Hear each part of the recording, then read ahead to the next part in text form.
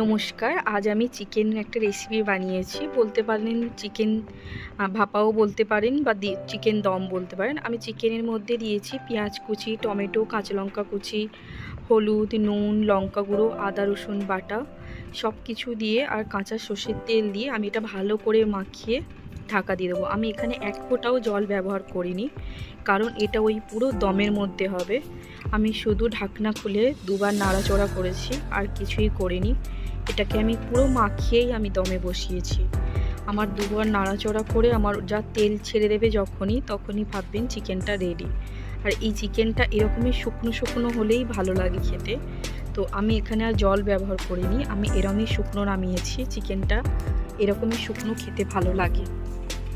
আপনারাও বাড়িতে সবাই করে দেখবেন। চিকেন যখন অল্প থাকে তখন এইভাবে চিকেনটা করলে খেতেও ভালো লাগে।